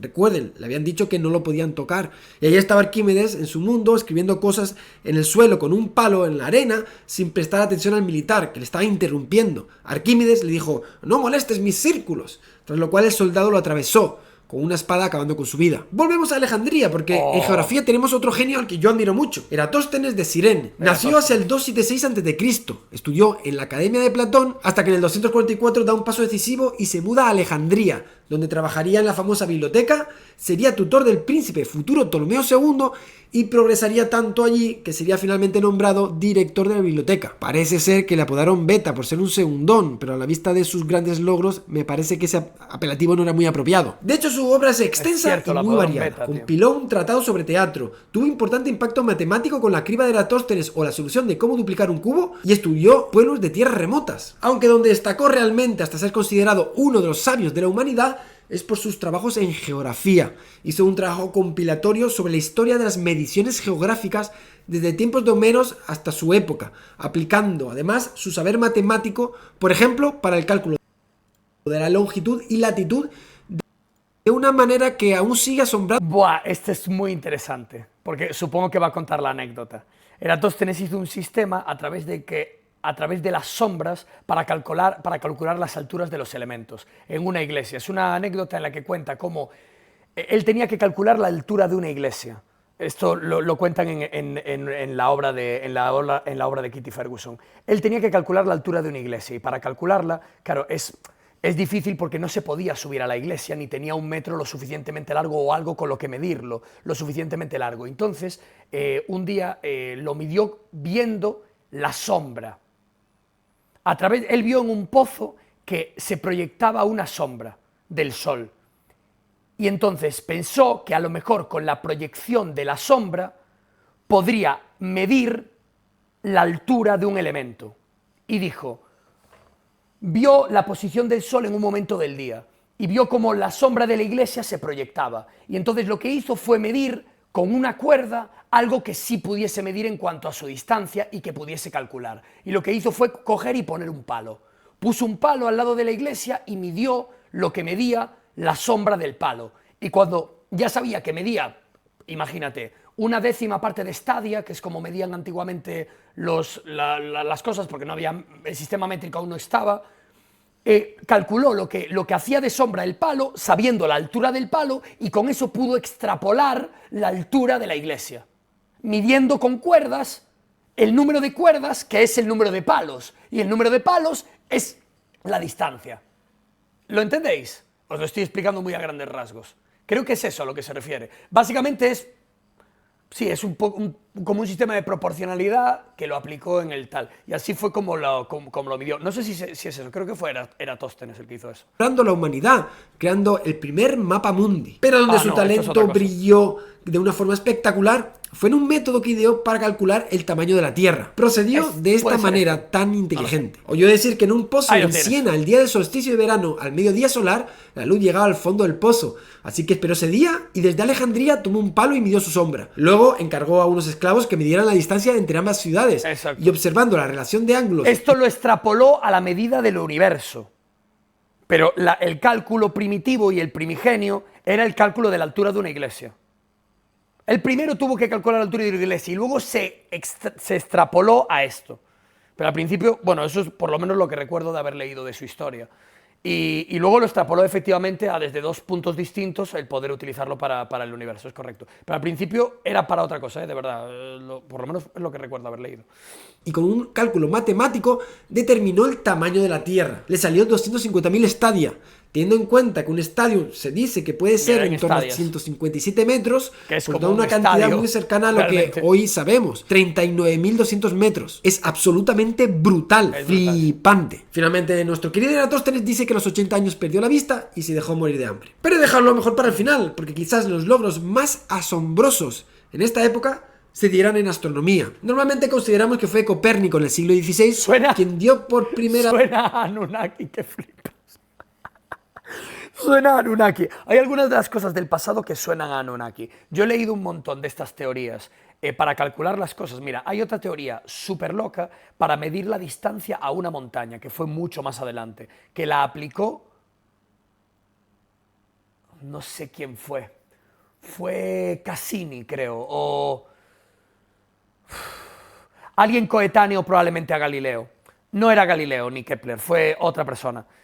Que calculó la distancia a una montaña también con ángulos. Desde el punto de vista de una especie de vía donde podían andar, calculó la distancia que había a una montaña, calculándolo con el ángulo recto de dos posiciones. Es que esto es dificilísimo de explicar, ni siquiera yo lo entiendo muy bien. Desde dos posiciones distintas, calculó la distancia que había a una montaña viendo el ángulo recto que se generaba desde su punto de vista hacia la montaña en comparación con un árbol, con un cactus que había entre medias. Y generando el ángulo recto que había de altura y de posicionamiento de su punto de vista y luego mirándolo desde otro, calculaba la distancia a la que estaba una montaña. Es una animalada. Esto te lo explican todo con teorías y con tal. Yo no me entero de nada.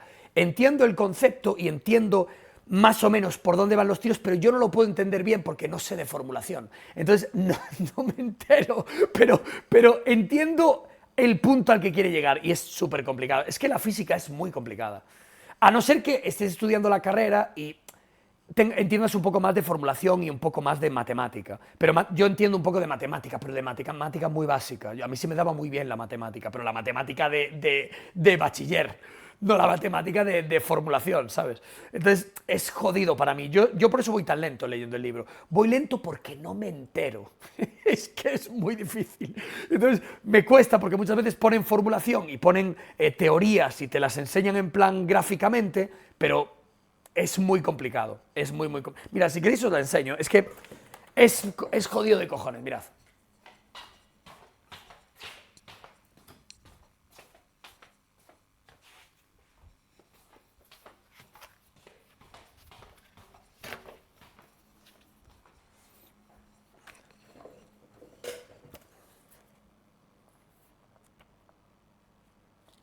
Son cosas como esta.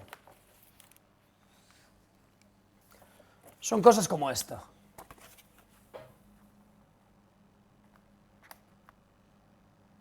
Pero os voy a enseñar concretamente la del ángulo de la montaña. Mirad. Mira, esta es la del ángulo de la montaña.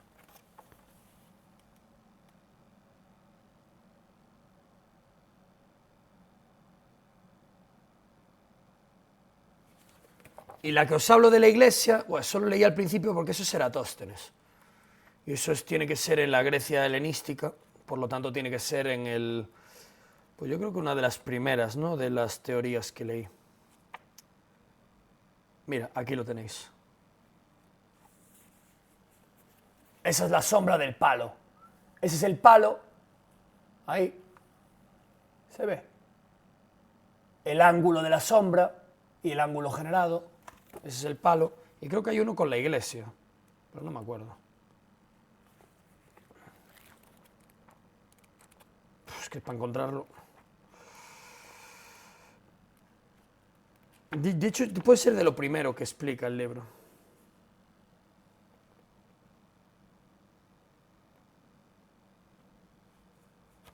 Bueno, es muy difícil encontrarlo, tendría que buscarlo un ratazo. Pero bueno, que todo esto son teorías que están constatadas, que... Bueno, el libro, para los que lo queráis saber, es La medida del universo de Kitty Ferguson. Este es el libro.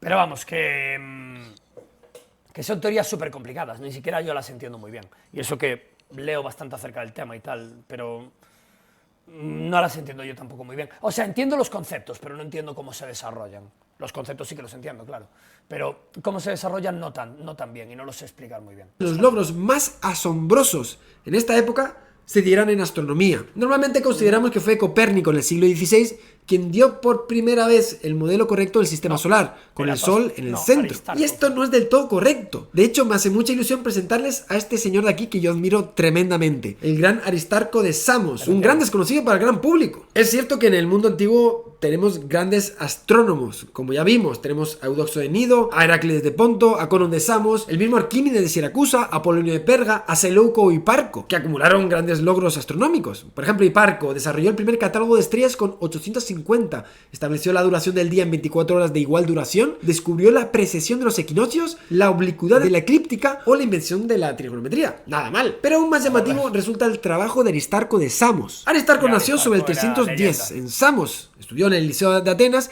y se fue a trabajar a Alejandría. Su obra maestra de los tamaños y distancias del Sol y la Luna ha sobrevivido. En ella calcula con un procedimiento muy original y asombrosamente moderno la distancia de la Tierra al Sol y a la Luna, además de calcular el tamaño del Sol. Su razonamiento es matemáticamente impecable, aprovechando medidas durante un eclipse solar y otras medidas como por ejemplo su tamaño angular. Pero aún más, Aristarco calculó que el Sol es sin telescopio, no como Galileo, sin telescopio. Punto importante, siglo III a.C., by the way. No como Galileo, no. Sin telescopio. Angular, pero aún más, Aristarco calculó que el Sol es mucho mayor que la Tierra. Correcto. Por lo que para él le resultaba lógico que sea la Tierra la que gira alrededor del Sol. Que esto tendría importantes ventajas, porque así el giro de las estrellas en el cielo y de los planetas se entendería de forma mucho más sencilla. Incluso se dio cuenta de que para que el movimiento de la Tierra en la órbita del Sol no se note en la posición de las estrellas a lo largo del año, lo que se conoce como la paralaje estelar, estas tienen que estar realmente en la muy lejos. Lo cual abrió la puerta a imaginar que cada estrella es un Sol y que existen infinidad de mundos ahí fuera. ¿Te parece esto súper increíble? Por desgracia, esta idea... En el siglo III a.C. Esto. El problema es, ¿quién le lleva la contraria a Aristóteles? ¿Quién le lleva la contraria a Aristóteles? Aristóteles era un dios y era un intocable. ¿Quién le lleva la contraria? ¿Quién le llevaría la contraria posteriormente a Ptolomeo? No se le podía llevar la contraria, tío. Ni a los poderes fácticos.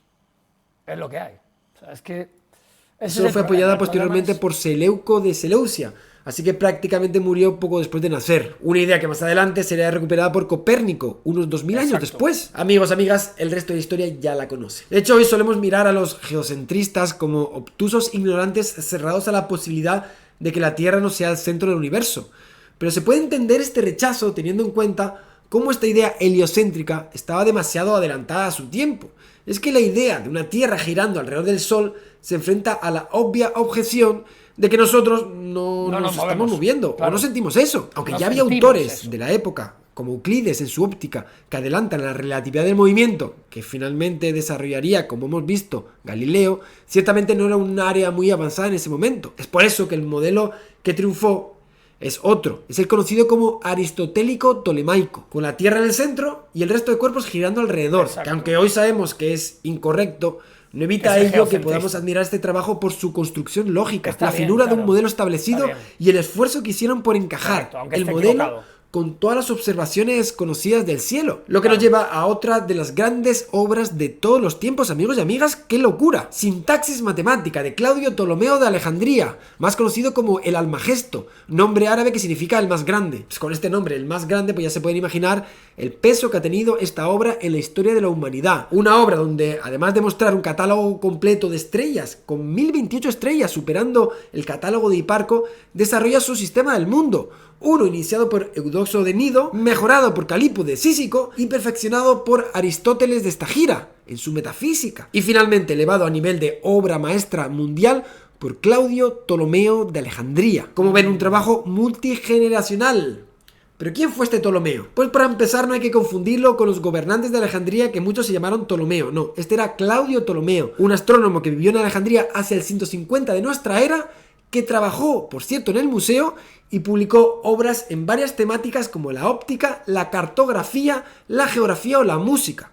Aunque sin duda su trabajo más importante es el Almagesto, y dentro de él su trabajo sobre el sistema del mundo, un trabajo concienzudo y brillante. Pongámoslo en perspectiva.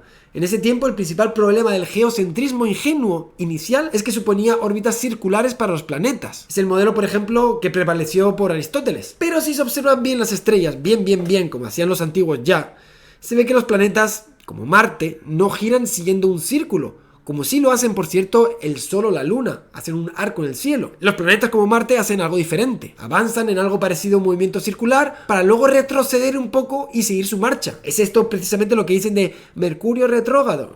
Pues está volviendo hacia atrás. Hoy sabemos que es un movimiento debido a que Marte no gira alrededor de la Tierra, sino del Sol. Pues eso y otros efectos hacían que los modelos geocéntricos iniciales fallaran. Ptolomeo hábilmente modificó este modelo ingenuo para encajar su teoría con las observaciones con gran precisión. Incluyó muchos mecanismos como epiciclos, deferentes y ecuantes. Un aparato geométrico nada sencillo y muy bien pensado. Y lo más sorprendente es que está muy bien pensado. Está muy bien pensado que haga ese efecto los planetas para justificar que los planetas y el Sol están dando vueltas alrededor de la Tierra. Está muy bien justificado. Es una muy buena justificación. Por eso hay que darles el crédito que tienen, a pesar de estar equivocados. Pero da igual, en su momento eran hombres muy avanzados a su tiempo, a pesar de que Aristarco ya en su época había dado en el clavo, con que eso no era así, pero da igual. Y el que luego lo llevó adelante fue Copérnico, efectivamente en el siglo XVI. Es que funcionaba perfectamente bien, incluso demasiado bien. De hecho, tan bien, que cuando Copérnico le dio el giro al mundo colocando el Sol en el centro, salía peor que el modelo de Ptolomeo. Funcionaba mejor.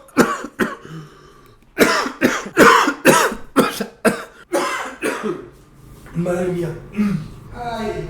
Que me emocione, bueno, decía que el de Ptolomeo funciona mejor que el de Copérnico. ¿Y por qué funcionaba tan bien el modelo de Ptolomeo? Pues porque como el movimiento es relativo, usando suficientes modificaciones del tipo que él introdujo, como epiciclos o deferentes, podemos perfectamente copiar el movimiento de los planetas con la Tierra en el centro. De hecho, puedes poner el centro del universo en cualquier lugar, te va a funcionar, porque el movimiento es relativo. De hecho, visto con perspectiva, la única ventaja del modelo de Copérnico es que era más simple. Pero ya está. Por eso no fue hasta la llegada de Kepler con sus órbitas elípticas que se vio la superioridad del modelo de Copérnico, al mejorar el modelo de Ptolomeo con las observaciones. Y ya más tarde, cuando aparece Newton y la teoría de la fuerza, pues ya tenemos un motivo físico real para favorecer el modelo heliocéntrico. Pues en fin, esta es la razón por la que el Almagesto fue el libro astronómico más importante durante más de 1000 años.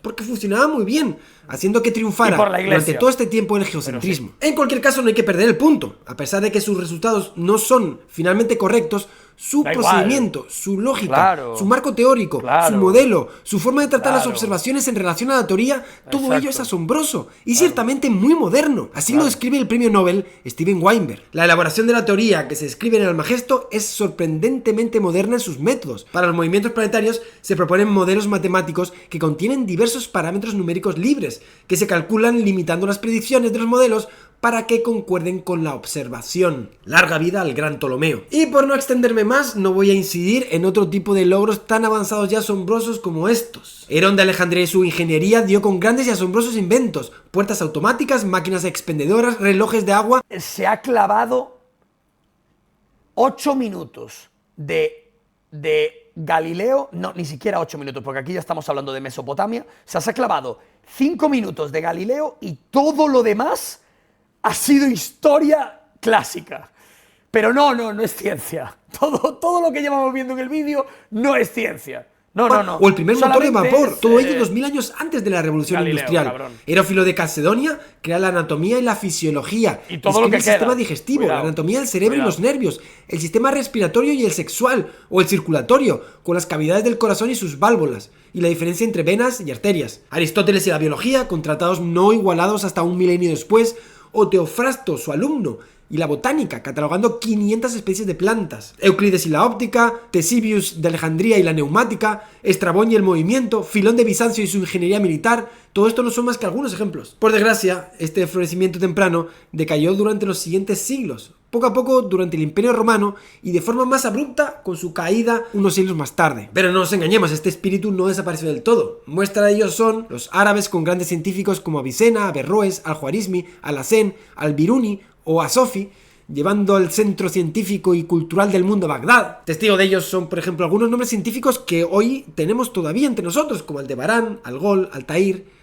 Rigel o Vega, las estrellas, y Yo términos solo químicos conozco como Altair. alcalino, alambique o alcohol. Los hindús también tenían grandes matemáticos y astrónomos, como Aryabhata, Brahmagupta, Mahavira, Bhaskara. Hicieron cosas como inventar el cero o la notación posicional. Nuestros números son herencia de ellos. O ese famoso x igual a menos b más menos r cuadrado, vale, todo también de ellos. Incluso en la Edad Media Europea, con académicos como San Alberto Magno, Jean Buridan, Francis Bacon o Nicolás Oresme, por nombrar solo unos pocos. Poco después llegaría la gran revolución científica, iniciada por científicos como Tycho Brahe, Johannes Kepler o nuestro querido Galileo Galilei. Así que apuntamos ya para cerrar toda esta vaina. Hemos visto marcos teóricos completos y coherentes, generalización, observación, instrumentación, cierta experimentación y modelos matemáticos para conformar la teoría. Entonces ya estamos listos para responder a la pregunta. Finalmente, ¿es Galileo precursor de la ciencia? ¿Qué tuvo de revolucionario su trabajo? Pues con estos ingredientes vamos a consultar. Dilo.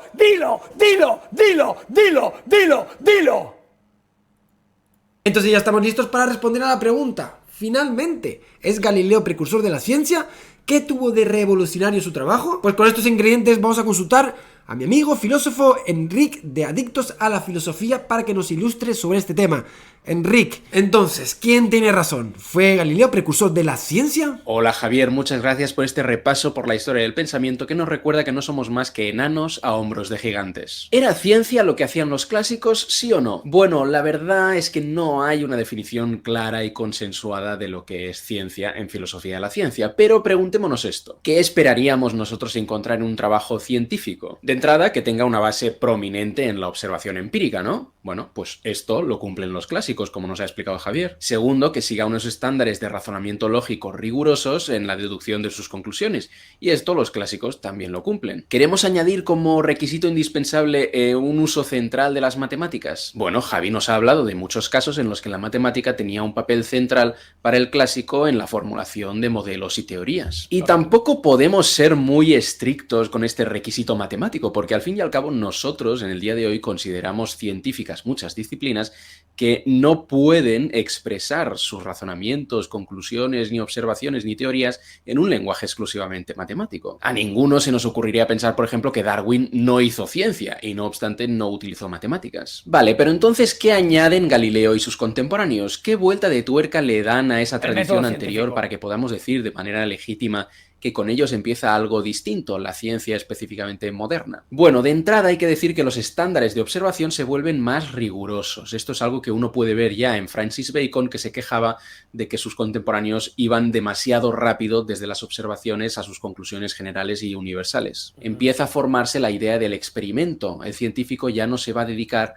a observar pasivamente la naturaleza, sino que ideará de manera creativa situaciones y experimentos en los que someter a su objeto de estudio a las condiciones más variadas para que se exprese sin impedimento su propia estructura interior. En segundo lugar, y no es por barrer para mi casa, pero se da también una revolución filosófica. Lo revolucionario en Galileo y en otros no es solamente una cuestión de método, de cómo se hace ciencia, sino también de la visión que tenían de la naturaleza. Hasta entonces, y simplificando por mor del tiempo, reinaba una visión aristotélica de la naturaleza en la que el cosmos era una especie de collage de sustancias irreductibles entre sí, cada una con sus poderes y fines propios y ordenadas de manera jerárquica. Lo importante para el aristotélico era entender el lugar de cada cosa en este todo, en este cosmos, entender su porqué, su fin, su propósito. Un poco como si la naturaleza fuera una especie de organismo vivo y cada entidad particular jugara un papel concreto en la vida de ese todo, como un órgano con respecto al cuerpo entero. Con Galileo empieza a propagarse una visión de la naturaleza completamente distinta, en la que ésta es asimilada más bien a una máquina que a un ser vivo. La nueva ciencia empieza a enfatizar los aspectos cuantificables, matematizables de la realidad, relegando al área y al ámbito de lo subjetivo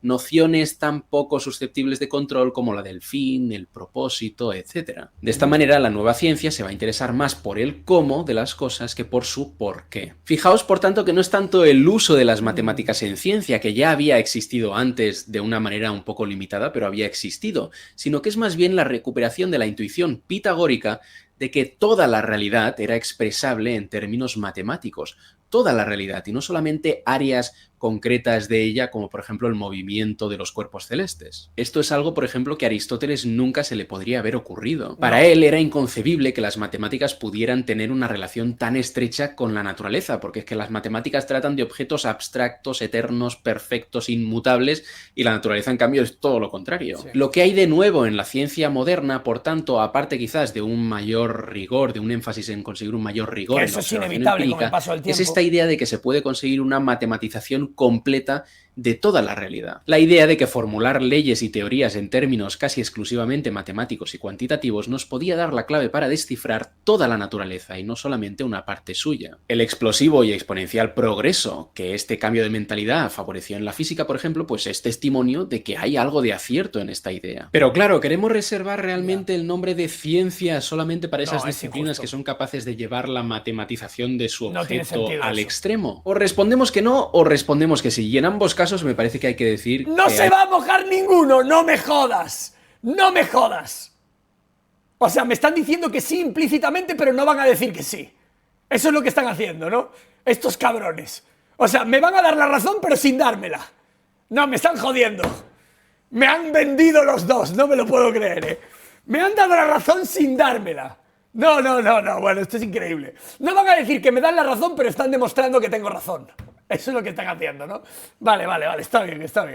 Hay un sentido en el que lo que hacían los clásicos sí era ciencia. Por ejemplo, si respondemos que sí, entonces espera, porque aquí ya sí que me el nombre de ciencia solamente para esas disciplinas que son capaces de llevar la matematización de su objeto al extremo. O respondemos que no, o respondemos que sí. Y en ambos casos me parece que hay que decir que hay un sentido en el que lo que hacían los clásicos sí era ciencia. Por ejemplo, si respondemos que sí, entonces vamos a tener la conclusión de que en sentido estricto, solamente la física es ciencia. La biología, la medicina, etcétera, solamente van a ser ciencias en la medida en que se aproximen a ese ideal de la física. Pero entonces, ¿por qué?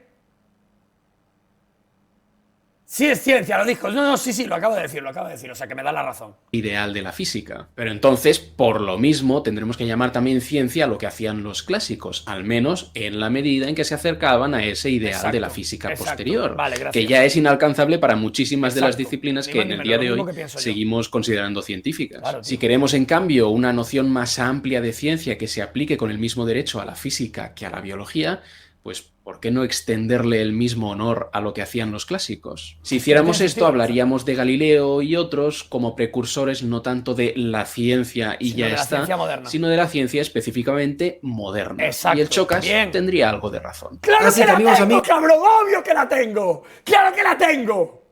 ¡Claro que la tengo! ¿Dónde están las ratas de TikTok? ¿Dónde están? ¡Claro que la tengo! Sí, dice algo de razón por no decir del todo. La tengo del todo, joder, ¿cómo no la voy a tener? Joder, ¿cómo no vas a llamar ciencia a lo que decía Eratóstenes o Heráclito o Aristóteles, joder? ¿Cómo no va a ser eso ciencia, joder? Hostia, tío, entonces se me fuma un porro como un camión. Dijo algo por no darme la completa, pero tengo razón. Tener algo de razón es tener razón. Suficiente. No quieren darme la razón al completo porque si no se van a liar a palos con toda la peña de Twitter y nadie quiere liarse a palos con los de Twitter. Pero sí, tengo razón, vamos. Amigas, punto para el Chocas. Galileo es precursor de la ciencia moderna, una ciencia Eso que, sí, siguiendo estos criterios, podría haber nacido en el mundo helenístico. Sí, de es muy hecho, ahí difícil lo reconoce un doctor en física. Lo reconoce un doctor en física que sabe más que todos nosotros. Específicamente moderna. Y el Chocas tendría algo de razón. Así que, amigos, amigas, punto para el Chocas. Galileo es precursor de la ciencia moderna, una ciencia que, Eso sí, siguiendo pero yo estos nunca criterios, dije lo podría haber contrario. nacido en el mundo helenístico. Sí, es muy difícil definir lo que es la ciencia, pero ya observamos cierta mentalidad y ciertos procedimientos típicos de ellas que ya aparecían en este mundo antiguo. Y espero que este vídeo sirva también para evitar uno de los grandes problemas que tenemos en la actualidad: menospreciar el trabajo que hacían ya en tiempos antiguos. O han visto trabajo muy avanzado que muchas veces olvidamos que ya existía. Creemos que el conocimiento de la ciencia es un descubrimiento moderno. Bueno, tenemos un trabajo de más de 2000 años con logros verdaderamente increíbles. Y quiero acabar con una cita que me encanta, preciosa, de Claudio Ptolomeo. Sé que soy mortal, una criatura de un día, pero cuando estudio los círculos giratorios de las estrellas, mis pies ya no tocan la tierra, sino que, sentado al lado del propio Zeus, me harto de ambrosía, el alimento de los dioses. ¡Wow! Vaya frase de pro, chaval. Vaya frase de pro, la verdad. ¿Cuál fue el Ferstein Chatter que dijo algo bonito? Que lo quiero leer. ¿Cuál fue? Es el puto imbécil de Javi, joder. No ha sido nadie, joder. Ha sido el puto imbécil de Javi. Ah, no, se lo decía a Santa Olaya. No, no, sí, hombre, Santa Olaya una polla. Santa Olaya sabe más que todos los que estamos aquí. Si me da la razón Santa Olaya, vosotros os calláis la puta boca. No, no, sí. Ahora eso no es darme la razón. Cabrones. No sé, yo... Pues esto ha sido todo, compañeros. Ha sido verdaderamente un vídeo maratoniano que me ha llamado muchísimo trabajo producir, que no he parado de estudiar y leer. Espero que lo sepan apreciar. Espero que también me apoyen el vídeo porque ha sido un trabajazo. Y quiero mostrar algunos de los libros como bibliografía recomendada por si quieren ampliar sobre estas cuestiones. Euclides, pues tenemos este libro que me parece fascinante. Sobre historia de la humanidad, la colección de Asimov me encanta. En matemáticas me basé mucho en este libro que me parece fascinante. Sobre Galileo, el trabajo de Galileo no está nada mal, esta biografía. Tenemos la historia de la química también de Asimov, junto con este de aquí, que también he sacado ideas de él. Maravilloso Asimov y sus ensayos. La biografía de Arquímedes muy bien contada, en Mentes Maravillosas. La medida del universo cuenta muy bien lo de Eratóstenes, un libro muy interesante, les hablaré de él pronto y ya verán por qué. Explicar el mundo, de Steven Weinberg, ha sido una de mis principales fuentes. Aquí hay muchísimo de todo esto que les he contado. Arquímedes, pues sobre su biografía, también está bastante interesante. Este de aquí, les puede gustar también. Y biografía de la física de Gamow. Pero el libro quizás más importante ha sido este de aquí, Los Pilares de la Ciencia. Un libro sobre historia de la ciencia. Y otro que les pongo aquí, que no tengo en digital y no tengo en físico, así que lo pongo por aquí abajo, pero que también ha sido bibliografía muy importante. Este último, estos tres, Los Pilares de la Ciencia, el de Weinberg y este que voy a mostrar, son verdaderamente los más importantes. Pues amigos, amigas, esto ha sido todo. Espero que estudien mucho como he hecho yo. Vaya pedazo de vídeo, Le mucho al coco. Que algunos de ustedes puede ser el próximo Eratóstenes, Arquímedes o Hipatia. Nos vemos como siempre en el próximo vídeo, piratillas. Hasta pronto. Vaya pedazo de vídeo de Santa Olaya, chaval. 48 minutos de puro aprendizaje. ¡Qué animalada! Quiero que todo el mundo le metáis un like al vídeo. Quiero que todo el mundo le metáis un like al vídeo. Todo el mundo vais y le dais un like al vídeo. No, esto no es mío. A esto no me podéis decir que no. Las cosas mías, vale, lo entiendo que no lo hagáis porque sois unos imbéciles. Pero a Santa Olaya sí. A Santa Olaya sí, Science Beach. Sí. A Santa Olaya sí que se lo dais. Todo el mundo, ¿eh? Todo el mundo. Todo el mundo quiero que le deis like. Quiero que esto suba de 21.000 a 23.000 o 24.000 ya, ¿eh? Todo el mundo dándole like, no seáis cabrones. Que es un vídeo de un currazo de cojones. O sea que no seáis cabrones.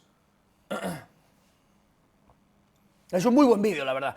Hombre, hemos aprendido mucho. Yo es que estoy leyendo muchas cosas acerca del tema, pero claro, es que este tío es un absoluto animal, tío. Es que además haber leído tantos libros te da una cultura general bestial, tío. Yo ya, habiéndome leído unos cuantos artículos y viendo unos cuantos vídeos y terminándome un libro, ya me siento con una cantidad de conocimiento que rebosa por mi cerebro, por todas partes. Imagínate si te lees todo eso. Es una animalada, la verdad. O sea, te deja noqueado, tío, de conocimiento. Muy interesante, muy interesante.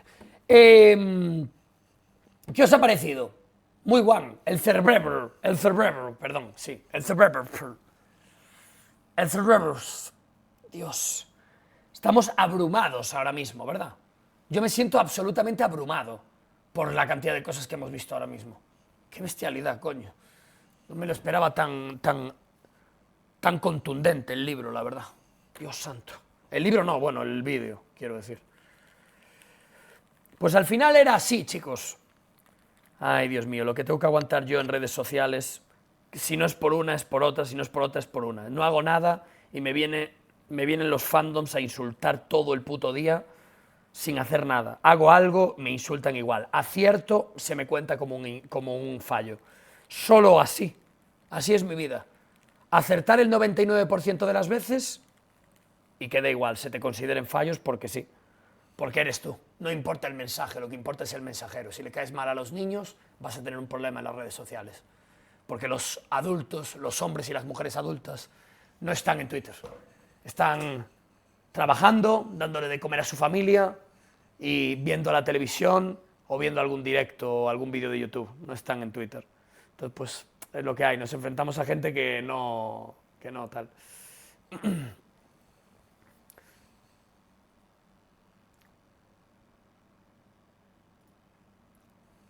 No, es muy gracioso porque el vídeo salió y yo no lo había visto hasta ahora. Y aún hay gente que después de ver esto me sigue diciendo, no, pero no te han dado la razón. O sea, yo entiendo que vosotros lo hacéis por el meme, pero de verdad hay gente que dice, no, pero esto no te da la razón. No, que dos licenciados y un doctor en física te den la razón, no es la razón. No, esto no te da la razón. Vale, tío. Supongo que si esto lo llega a decir Illo Juan, sí que le darían la razón. O no le dan la razón a nadie. Es que no. Quiero pensar que lo único que importa aquí es el mensajero, no el mensaje. Quiero pensar que es eso. Porque si no, de verdad no entiendo cómo después de un vídeo de 48 minutos en el que se habla 45 minutos, de los 45 de los 48 se habla de la ciencia clásica y 3 minutos se habla de Galileo, no consideres que eso es darme la razón. Entonces, no entiendo muy bien, la verdad, el funcionamiento de la gente, la verdad. O sea, yo quiero pensar que es por el mensaje. Quiero pensar que es puramente por el mensajero. Si esto lo llega a decir Ibai, le hubiesen dado la razón. Aunque bueno, Ibai también lo ponen hasta arriba. Pero ahí yo, Juan, que es como el intocable. Pues, o lo llega a decir Masi. Si llega a decirlo Masi, le darían la razón, supongo. Pero si no, no. Es que no lo sé, la verdad. Yo ya no sé qué pensar hoy en día. No sé qué pensar. Ya hemos llegado a un punto en el que no sé muy bien qué pensar.